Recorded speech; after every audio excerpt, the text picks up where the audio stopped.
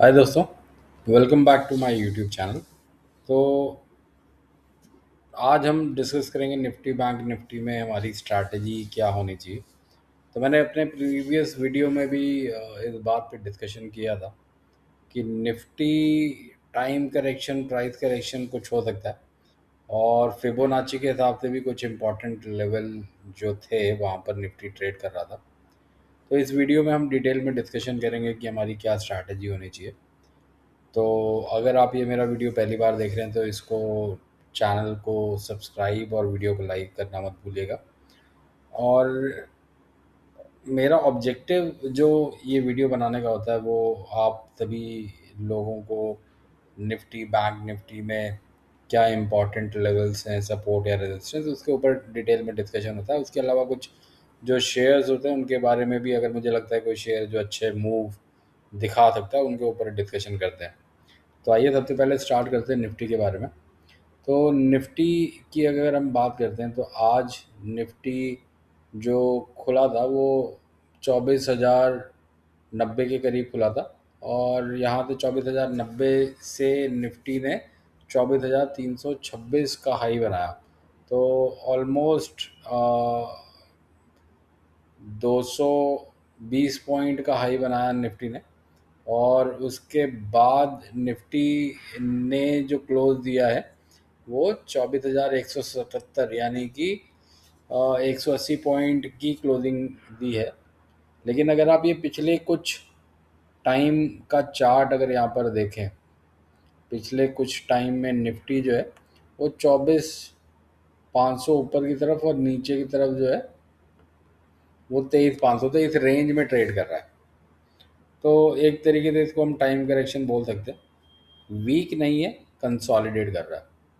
और मैंने कहा था कि आप, अगर आपने प्रीवियस वीडियो देखे होंगे, तो जब निफ्टी करीब 24,400 के करीब था तो मैंने कहा था कि आप अपना प्रॉफिट अगर बुक नहीं किया तो बुक कर लीजिए, क्योंकि ऑलरेडी मेरे जो लेवल्स थे 22,600 से, वहाँ ऑल मेरा 1,200 पॉइंट से ज़्यादा का गेन ऑलरेडी मिल रहा था।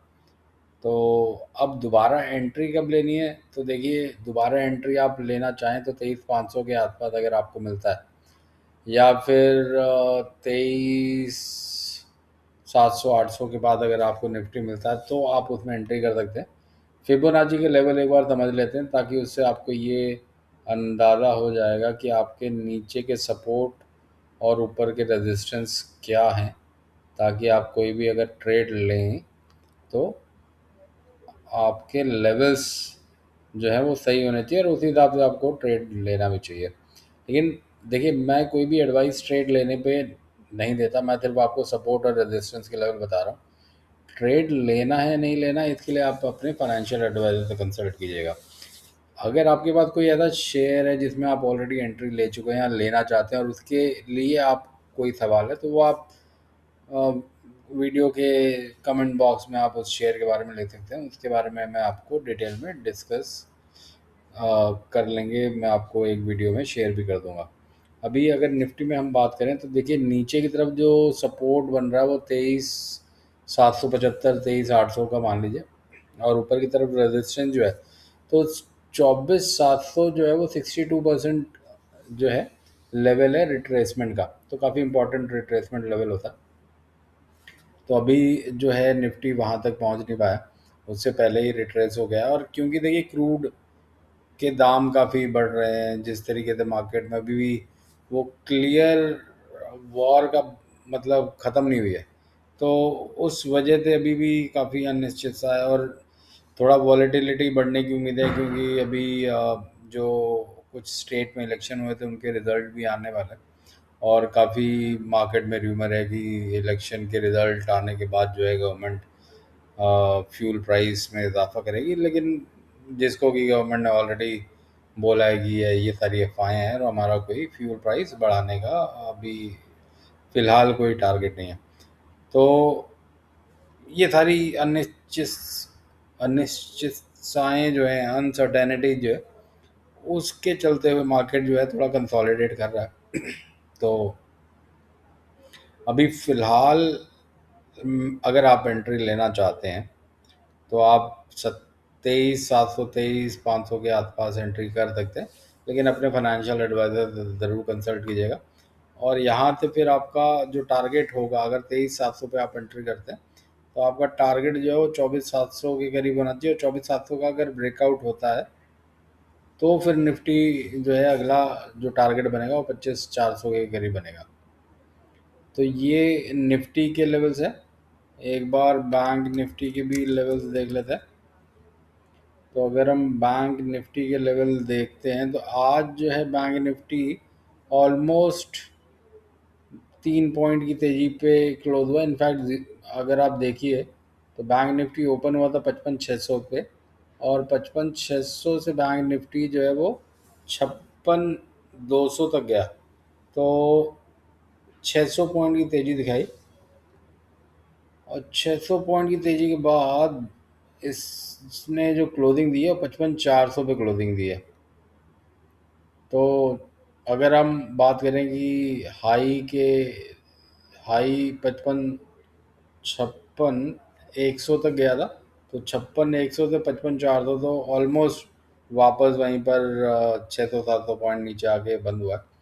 और इसका मेन कारण अगर आप देखेंगे बैंक निफ्टी के जो कंपोनेंट्स हैं, तो उसमें आईसीआईसीआई बैंक में थोड़ी गिरावट है, और एचडीएफसी बैंक में भी कोई खास मोमेंटम नहीं था। तो अब एक बार इसमें फिबोनाची प्लॉट करके देख लेते हैं कि क्या लेवल्स बन रहे हैं बैंक निफ्टी में। तो बैंक निफ्टी में अगर आप देखिए तो नीचे रेजिस्टेंस सपोर्ट जो है वो आपका 54,400 के पास है, और ऊपर रेजिस्टेंस जो बन रहा है वो 55,800 का ये रेजिस्टेंस है। 55,800 के बाद 57,200 का है। 57,200 देखिए, क्योंकि 61.8% का रिट्रेसमेंट लेवल है, तो वो काफ़ी फिबोनाची में इंपॉर्टेंट लेवल होता है, तो उस वजह से बैंक निफ्टी उसको रिस्पेक्ट कर रहा है, उसको अभी तक पार नहीं कर पाया। और हो सकता है कि एक दो दिन जब तक रिजल्ट डिक्लेयर नहीं होते तब तक निफ्टी बैंक निफ्टी यहीं पर ट्रेड करे। तो ये बैंक निफ्टी के लेवल्स है। नीचे सपोर्ट 54,400, और 54,400 के बाद 55,800, और 55,800 के बाद 57,200। तो ये बैंक निफ्टी के लेवल्स है। तो अगर आप कोई भी ट्रेड लेते हैं तो इन लेवल्स का ज़रूर ख्याल रखिएगा, और अपने फाइनेंशियल एडवाइज़र से ज़रूर कंसल्ट कीजिएगा। इसके अलावा आपने अगर प्रीवियस वीडियो देखा होगा तो मैंने आपको बताया था कि बंधन बैंक में काफ़ी अच्छा मूव दिख रहा है। तो और मैंने बंधन बैंक को रफली 160 के आसपास शेयर किया था, और 160 से जो मेरा टारगेट था वो मैंने 20% का कहा था, तो 32 रुपये होता है। तो 160 से 32 रुपये अगर हम ऐड करते हैं तो 192। तो आज जो है बंधन बैंक ऑलरेडी 204 पर टच करके वापस नीचे 198 पे क्लोज किया, क्यों जो भी बंधन बैंक के रिजल्ट आए थे उसकी वजह से। तो यहाँ पर हमको 20% का गेन बहुत ही आसानी से मिल गया। तो इस तरीके के ट्रेड होते हैं। तो अगर आप बंधन बैंक में 10-20% के लिए एंटर हुए हैं तो आप यहाँ पर एग्जिट कर सकते हैं। अगर आप पुराने बंधन बैंक में फंसे हुए हैं 200 के आसपास, क्योंकि काफ़ी टाइम तक 200, 210, 220 तक आता था, उसके बाद वापस नीचे आता था, तो मैं भी उस वक्त काफ़ी ट्रेड लेता था। तो मैं ऊपर की तरफ बेच देता था, नीचे की तरफ खरीद लेता था।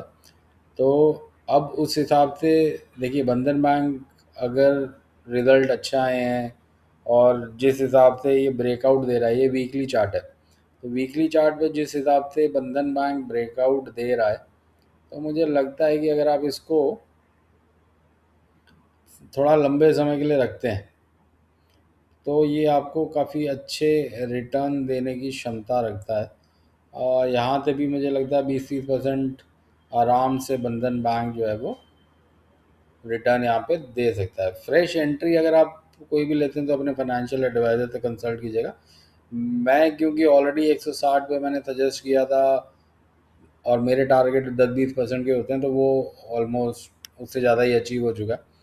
मेरा यहाँ पर व्यू जो है अभी ये 210, 215, 220 तक जाना चाहिए। लेकिन आपके लिए जो भी आपके फाइनेंशियल एडवाइज़र हैं वो आपको बेटर गाइड कर पाएंगे। इसमें भी आपको मैं एक बार फिबोनाची के लेवल ड्रॉ कर लेते हैं तो फिबोनाची के लेवल से आपको बेटर क्लैरिटी हो जाएगी। तो एक बार फिबोनाची के लेवल्स को ड्रॉ करते हैं तो ये समझते हैं कि ट्रेंड क्या बता रहा है। तो इसके लिए हम ट्रेंड बेस एक्सटेंशन को ड्रॉ करेंगे। तो यहाँ से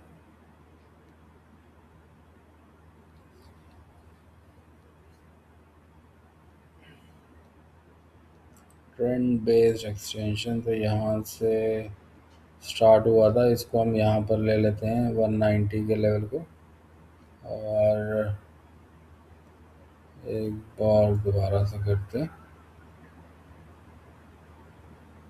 140, 140 से 190।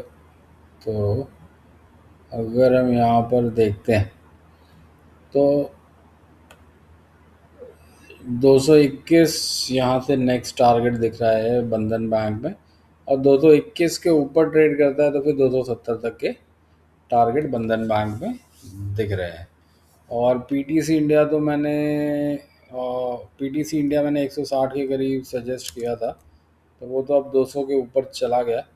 तो जिन भी भाई लोगों ने पीटीसी इंडिया में एंट्री ली थी, देखिए डिविडेंड पेइंग स्टॉक है। अब नेक्स्ट इसका डिविडेंड अगर 5-6 रुपये का आएगा तो वो अगस्त के करीब आएगा, और ये 203 पे ऑलरेडी ट्रेड कर रहा है। 203 का मतलब ये यहाँ से 20% के ऊपर ऑलरेडी दे चुका है मुनाफा। अब यहाँ से ये कहाँ जाएगा ये अगर हमें देखना है तो यहाँ पर भी एक बार हम ट्रेंड बेस्ड एक्सटेंशन को लगा लेते हैं तो एक थोड़ा आइडिया मिल जाएगा। तो अगर हम बात करते हैं तो नेक्स्ट टारगेट पीटीसी इंडिया में जो दिख रहे हैं वो 240 के हैं, और 240 को अगर पार करता तो 290 के हैं। एक बार इसको वीकली चार्ट में देख लेते हैं ताकि हम प्रीवियस ट्रेंड को समझ पाएँ। तो प्रीवियस ट्रेंड को अगर समझेंगे पीटीसी इंडिया में तो आप ये देखिए कि इसने पहले अपना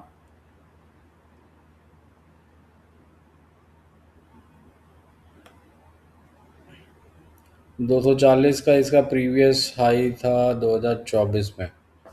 तो अभी फ़िलहाल तो मुझे इसमें ज़्यादा कोई अ, डर की दिक्कत लग नहीं रही है। आपका देखिए नीचे का सपोर्ट जो है वो 183 पे है, और 183 को अगर किसी वजह वजह से ब्रेक करता है तो दोबारा 160 पे आएगा। लेकिन इतना अच्छा डिविडेंड पेइंग स्टॉक है, आपको 8-10% का डिविडेंड मिल जाता है।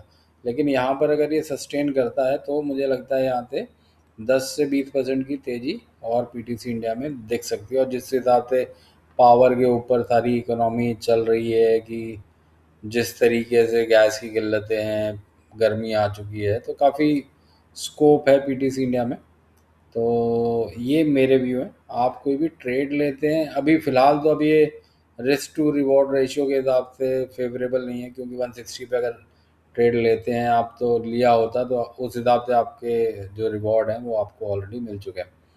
इसके अलावा गोल्ड और सिल्वर पे भी एक बार डिस्कशन कर लेते हैं, क्योंकि गोल्ड पे मैंने कहा था कि मुझे जो है वो अगर आप फ़िलहाल जो है वो एक नीचे का सपोर्ट जो है वो 4300 का दिख रहा है, और अभी भी ये नीचे की तरफ ही आ रहा है जिस हिसाब से चार्ट बन रहा है। तो अगर किसी भी वजह से गोल्ड 4300 को ब्रेक करता है तो फिर ये $4100 की तरफ जाएगा।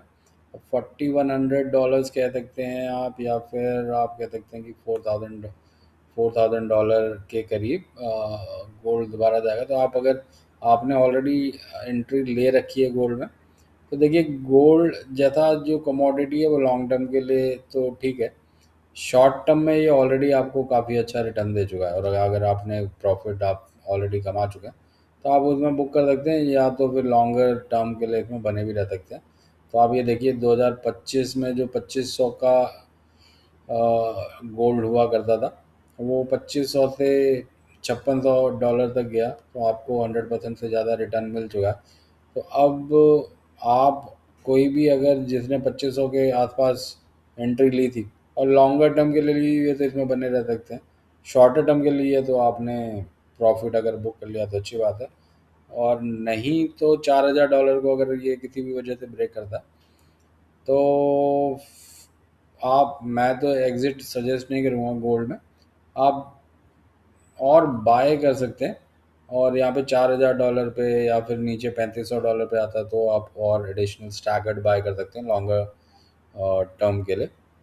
और इसके अलावा एक बार सिल्वर को भी देख लेते हैं। सिल्वर में जिस हिसाब से चल रहा है तो इसमें भी आप देखिए $66 जो है वो सिल्वर में नीचे की तरफ सपोर्ट है।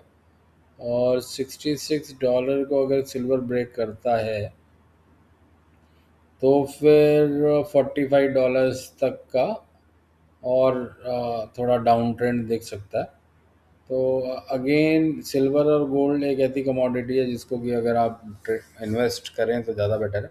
और ट्रेड कर रहे हैं तो फिर आपको नीचे की तरफ आप खरीदिए और ऊपर की तरफ बेचिए, यही एक सजेशन मेरा हो सकता है। लेकिन कुछ भी करने से पहले अपने फाइनेंशियल एडवाइज़र से ज़रूर कंसल्ट कीजिएगा। तो इसके साथ मैं अपना ये वीडियो दोस्तों यहाँ पे समाप्त करता हूँ। आशा करता हूँ आपको मेरा ये वीडियो पसंद आया होगा। मेरे चैनल को सब्सक्राइब करना मत भूलिएगा क्योंकि मैं इसी तरीके से इम्पॉर्टेंट अपडेट और इम्पॉर्टेंट लेवल शेयर करता हूँ। तो see you in my next video दोस्तों।